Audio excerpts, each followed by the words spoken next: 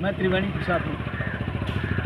Sir सुनने में आ रहा है कि यहाँ से आपको भी टिकट की दावेदारी तो सुनने को और विश्वसनीय बना लीजिए, ऐसा ही है। अच्छा, तो क्या मतलब रणनीति रहेगी आगे की? आगे की रणनीति में जो मऊ विधानसभा क्षेत्र के और मऊ जनपद की जो समस्याएं हैं, उन समस्याओं में मैं जिया हूँ, उन समस्याओं को अच्छी तरह से पहचानता हूँ और समाधान की भी क्षमता हमारे अंदर है, ललक है, विश्वास है कि जनता एक बार हमें जो है अपना प्रतिनिधि विधानसभा में बनाकर भेजेगी और मैं सारी समस्याओं का समाधान करूँगा। सर अगर आप जीत के यहाँ से जाते हैं तो यहाँ सबसे बड़ा मुद्दा है बुनकरों का बिजली का पासबुक का मामला, क्या आप इसे अपने सरकार में उठाएंगे? उठाते रहे हैं। प्रमुख सचिव विद्युत विभाग से भी हमारा जो है सीधे बात इस पर हुआ, चर्चा हुई और वो लोग भी समाधान की तरफ हैं और अगर मैं विधानसभा सदस्य बना तो निश्चित तौर पर इसका समाधान होगा। बिजली चोरी रुकेगी, 24 घंटे बिजली मिल रही है योगी जी की सरकार में और आगे और बेहतर व्यवस्था कैसे हो। बिजली के आधार पर जो तमाम फैक्ट्रियां लगी हुई हैं, जिनका कहीं ना कहीं विभागीय स्तर पर शोषण हो रहा है, लगातार आर्थिक शोषण हो रहा है, जिनके कारण वो फैक्ट्रियां बंद होने के कगार पर हैं, उनको भी हम रोकने का काम करेंगे। उन फैक्ट्री मालिकों का विश्वास जीतेंगे और एक अच्छा कारोबार का माहौल बनाएंगे। ऐसा हमको सुनने में ऐसा भी आया है कि मुस्लिम समुदाय के लोग आपको चाहते बहुत हैं।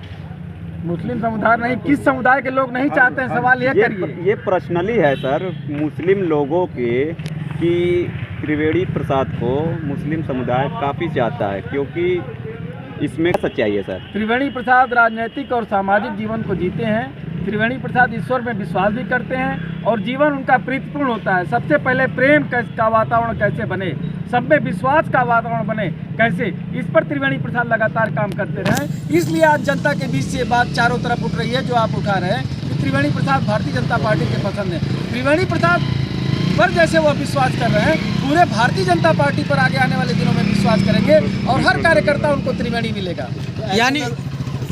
यानी 2022 में अगर आपकी सरकार बनती है और आप विधानसभा में अगर चुन के जाते हैं तो सबसे पहला बड़ा मुद्दा आपके लिए क्या होगा? जो इस जगह का जो 25 साल से यहाँ तराही मची हुई है, इसके मामले में आप क्या पहला रखेंगे? पहला सवाल का ये जवाब कि त्रिवेणी प्रसाद चुन कर जाए या न जाए, पार्टी जिसको अपना उम्मीदवार बनाएगी वह जीतेगा। इस बार 25 वर्षों से जो अपराध के काकड़ जाल में फंसा हुआ अपना मऊ का भविष्य है, उससे मुक्ति मिलेगी और जो भी हमारा सदस्य विधानसभा का रिप्रेजेंटेशन करेगा, प्रतिनिधित्व करेगा, उसके माध्यम से भी, सरकार के माध्यम से भी जन समस्याओं का समाधान होगा। तो सर सारे नेताओं ने तो वादे किए कि हम जीत के आने के बाद भविष्य है, उससे मुक्ति मिलेगी और जो भी हमारा सदस्य विधानसभा का रिप्रेजेंटेशन करेगा, प्रतिनिधित्व करेगा, उसके माध्यम से भी, सरकार के माध्यम से भी जन समस्याओं का समाधान होगा। तो सर सारे नेताओं ने तो वादे किए कि हम जीत के आने के बाद यहाँ बुनकरों की समस्या विधानसभा में उठाएंगे, मगर सबने ये वादा किया, क्या ये वादा आपका भी ऐसे ही रहेगा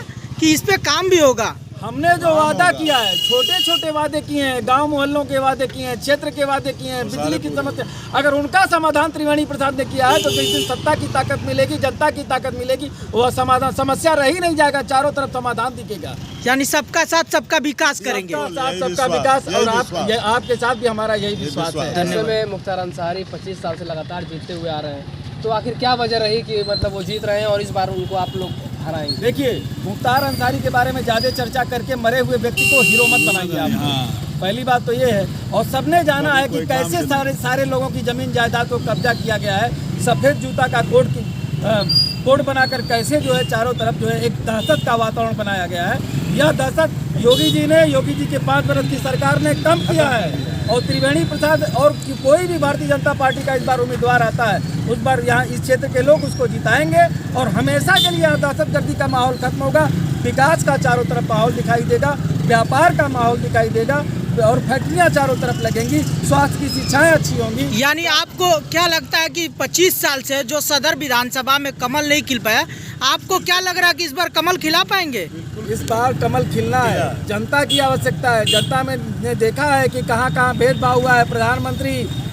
प्रधानमंत्री आवास योजना पर सबको सुविधाएं मिली हैं, सबके आवास बने हैं, बिजली गांव-गांव तक पहुंची है, बीमा की योजनाएं, सरकार के धन जन की योजनाएं, शौचालय योजना, उसके अलावा इस समय जो आपको जितने गरीब हैं कोरोना काल से बेचारे परेशान हुए, सबको गल्ला और सबको जो है जो अन्न मिला है, इस कारण सबका विश्वास जीते हैं। और एक समय ऐसा आएगा कि चारों तरफ मऊ, जो 25 बरस से मऊ का विकास रुका हुआ है, चारों तरफ 5 बरस के अंदर मऊ का विकास 50 बरस के बराबर आएगा होगा।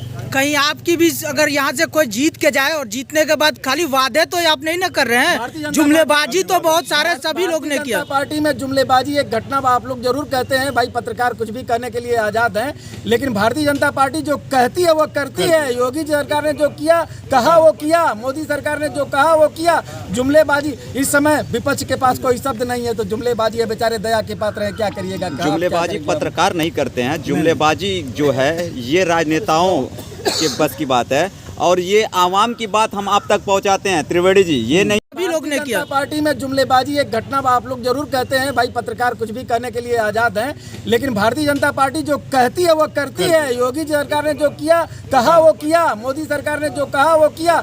जुमलेबाजी इस समय विपक्ष के पास कोई शब्द नहीं है, तो जुमलेबाजी है, बेचारे दया के पात्र है, क्या करिएगा। जुमलेबाजी पत्रकार नहीं करते हैं, जुमलेबाजी जो है ये राजनेताओं के बस की बात है, और ये आवाम की बात हम आप तक पहुंचाते हैं। त्रिवेदी जी, ये नहीं है कि ये पत्रकार का काम है जुमलेबाजी करना।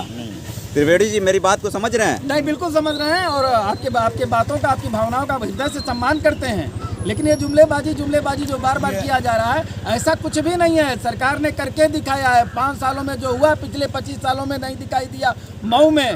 मऊ अपराध मुक्त हुआ, सबसे बड़ी चैलेंज और चुनौती यहाँ पर यही थी। तो क्या लगता है कि 2022 का जो चुनाव होने वाला है, इसमें योगी जी दोबारा आएंगे? दोबारा आएंगे योगी जी, बार बार आएंगे, मोदी जी बार बार आएंगे, उनके प्रतिनिधि आएंगे, और सबका साथ सबका विकास होगा। यह दिखाई भी दे रहा है और होता भी रहेगा। आप सबका विकास होगा। यहाँ पर मेडिकल कॉलेज जो प्रस्तावित है, अगर मुझे अवसर दिया पार्टी ने, तो मैं समझता हूँ कि मेडिकल कॉलेज पर सबसे पहले हाथ लगेगा। यहाँ जो बहुत बदतर स्वास्थ्य की सुविधाएं हो गई हैं, स्वास्थ्य की सेवाएं हुई हैं, अस्पताल थोड़ा बदतर स्थिति में है, वहाँ पर उतनी मांग के अनुसार, मरीजों के मांग के अनुसार आवश्यकताएं पूरी नहीं कर। त्रिवेणी प्रसाद की नैतिक जिम्मेदारी होती है, भारतीय जनता पार्टी के कार्यकर्ताओं की नैतिक जिम्मेदारी है। इन कार्यक्रमों को विशेष तौर पर ध्यान देंगे और जन सेवा उपलब्ध कराएंगे।